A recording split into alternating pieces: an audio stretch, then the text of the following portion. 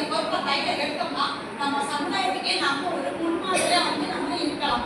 ஓகேங்களா? அடுத்து இது வண்டி டூ வீலர்ல போறப்போ ஹெல்மெட் போடுறது ரொம்ப ரொம்ப முக்கியம். தலைக்கவசம், உயிர் கவசம். அப்போ போற 2 பேருமே வந்து ஹெல்மெட் போட்டு போகணும். நெக்ஸ்ட் முன்னாடி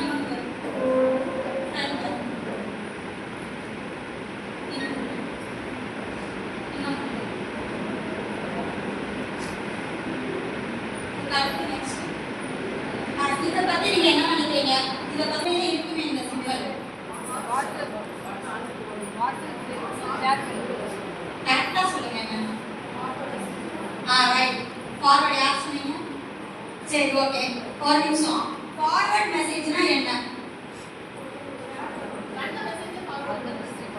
புரியல. ஒருத்தவங்க அனுப்புனா நீங்க உடனே ஃபார்வர்ட் பண்ணிடுவீங்க, அப்படிதானே? ஃபார்வர்டோக்கு உண்மையான அர்த்தம் வந்து புரிஞ்சுக்கோங்க. ஒரு மெசேஜ் வந்து நம்மளை தேடி வருதுன்னா அதோட உள் கருத்தை உள்வாங்கணும். உள்வாங்கி அதை அப்ளை பண்ணி பார்க்கணும். அப்ளை பண்ணி நமக்கு அதில் ஓகே ஆச்சுன்னா அந்த நல்ல விஷயத்தை அடுத்த ஷேர் பண்ணணும். அதுக்கு பேர் தான் ஃபார்வர்ட் மெசேஜ். ஒன்று வருது, அவங்க 10 பேருக்கு ஃபார்வர்ட் பண்ண சொல்கிறாங்க, நம்ம ஃபார்வர்ட் பண்ணணும் அப்படிங்கிறது ஃபார்வர்ட் மெசேஜோட மீனிங் கிடையாது. ஓகேங்களா? வந்த கருத்துக்களை உள்வாங்கி அனுபவிச்சு ஃபீல் பண்ணி அந்த நல்ல விஷயத்தை அடுத்த ஷேர் பண்ணுங்க. இப்போ நான் ஒரு விஷயம் சொல்கிறேன் அப்படின்னா இது எல்லாத்தையுமே நீங்கள் அப்ளை பண்ணி ஃபீல் பண்ணி தான் அடுத்த ஷேர் பண்ணணும்.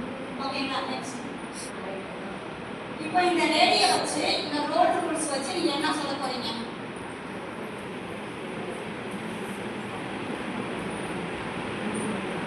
ஐடியா இருக்கா? சரி, ஓகே. நம்மள ஒரு அம்மா வந்து எவ்வளவு நேரம் எவ்வளவு மாசங்கள் வந்து நம்மளை சுமந்துருக்காங்க? ஒரு தாய் 10 மாசம் சுமந்துருக்காங்க.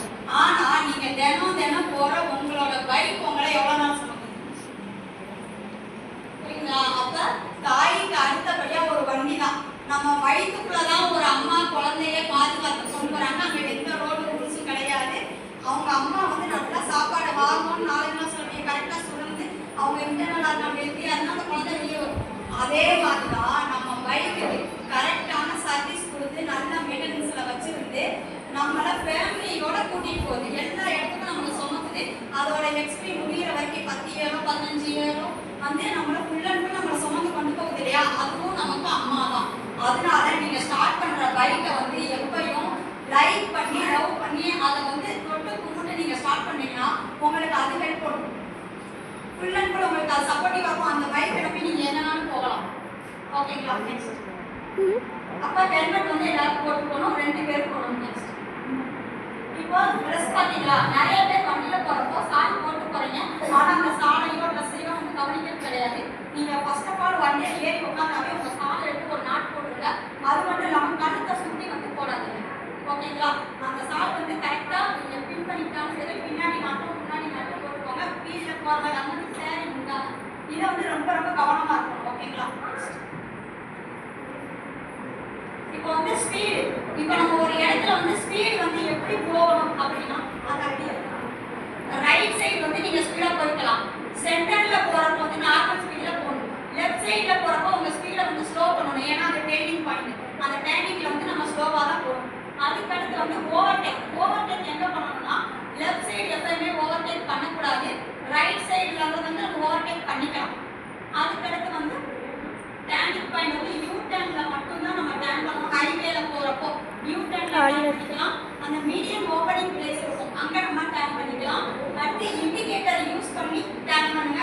இண்டிகேட்டர் நீங்க லெஃப்ட்ல போட்டு ரைட்ல டர்ன் பண்ணக்கூடாது. இண்டிகேட்டர் கவனிங்க. பின்னாடி வரவங்க நீங்க லெஃப்ட் போறீங்கன்னா அவங்க இங்க வருவாங்க. நீங்க சடனா அந்த இண்டிகேட்டர் வந்து சேஞ்ச் பண்ணக்கூடாது. செக் பண்ணி பின்னாடி ஒருத்த வாட்ச் பண்ணி டர்ன் பண்ணிக்கோங்க. இப்போ சீப்ரா கிராசிங் இருக்கு. சீப்ரா கிராசிங் ஒருத்தவங்க கிராஸ் பண்ணி போறாங்கன்னா அவங்களுக்கு நம்ம தான் வழிவிடணும். நம்ம பாட்டுக்கு நம்ம ஸ்பீடா வந்து போய்கிட்டு இருக்கக்கூடாது. அவங்களுக்கு இப்போ வந்து புதுசா இந்த ரூட் வந்துருக்கு. அந்த சீப்ரா கிராசிங்ல போறப்ப நம்ம வெயிட் பண்ணணும். ஓகேங்களா?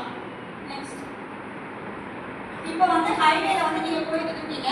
அப்ப அந்த நடைமேடை இருக்கு. அந்த நடைமேடையில வந்து நீங்க எந்த சைடு போவீங்க? ஃபர்ஸ்ட் வந்து எல்லாருமே வந்து லெஃப்ட் தான் தெரியும்.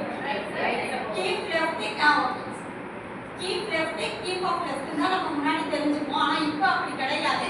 ரைட் சைடு தான் போகணும். ஏன்னா அப்பதான்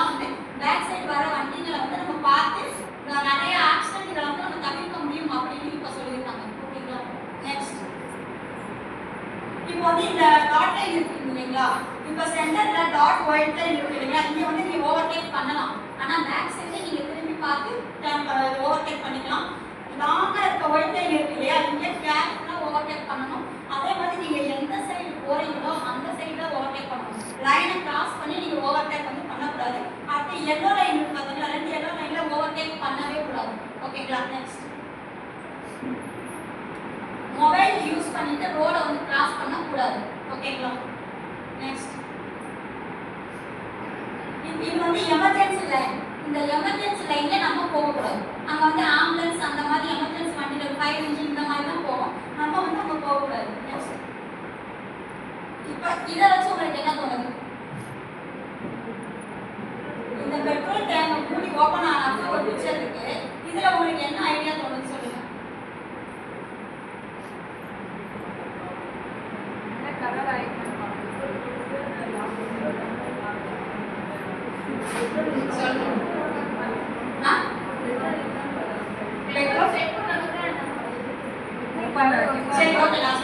இப்போ வந்து நீங்க வந்து வண்டியில ரொம்ப தூரம் போய்கிட்டே இருக்கீங்க. போய்கிட்டே இருக்கப்ப சடனா உங்க வண்டி வந்து ஸ்டாப் ஆயிடுச்சு. உங்க வண்டி ஸ்டார்ட் ஆகல. அப்பனா என்ன பண்ணணும்னா மெயின் ஸ்டாண்ட் போட்டுட்டு பெட்ரோல் டேங்கை ஓபன் பண்ணிட்டு உங்க வண்டியை வந்து கிக் அடிச்சீங்கன்னா ஸ்டார்ட் ஆயிடும். திரும்ப பெட்ரோல் டேங்கை லாக் பண்ணிட்டு நீங்க போய் செல்ஃப் ஸ்டார்ட் யூஸ் பண்ணி நீங்க போய்க்கலாம்.